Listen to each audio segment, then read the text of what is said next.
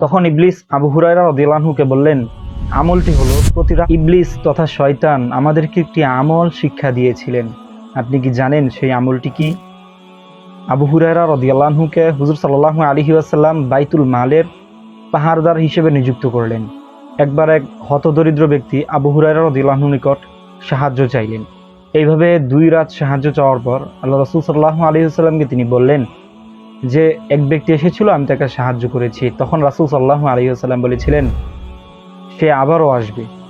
তৃতীয় রাত্রে সে আবারও এসেছিল এবং রাসূল সাল্লাল্লাহু আলাইহি ওয়াসাল্লামের কথা অনুযায়ী সে তাকে পাকড়াও করলো, বলল, তুমি তো প্রতারক, তোমাকে আর দেওয়া যাবে না। তখন ওই ব্যক্তি বলল, তুমি যদি আজকে রাত্রে আমাকে ছেড়ে দাও তাহলে আমি তোমাকে একটি আমল শিক্ষা দিব, যে আমলটি করলে আল্লাহ তাআলা তোমার বালা মুসিবত দূর করে দিবেন এবং বিশেষ করে ইবলিস তোমাকে পাকড়াও করতে পারবে না। তখন আবু হুরায়রা রাদিয়াল্লাহু আনহু বললেন, আমলটি কি, আমাকে বলো, আমি শুনতে চাই।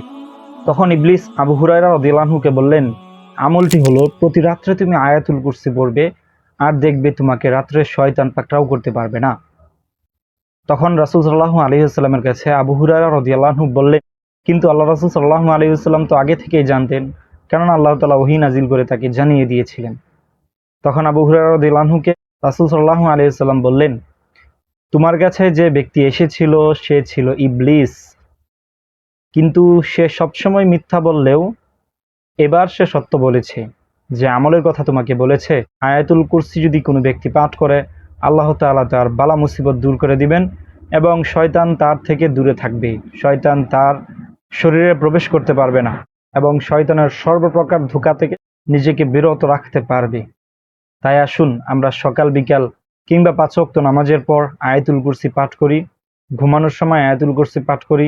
আল্লাহ তাআলা আমাদেরকে আমল করার তৌফিক দান করুন।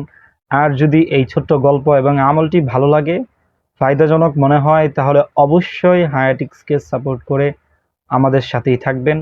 আসসালামু আলাইকুম ওয়া রাহমাতুল্লাহি ওয়া বারাকাতুহু। সাবস্ক্রাইব করে দিবেন।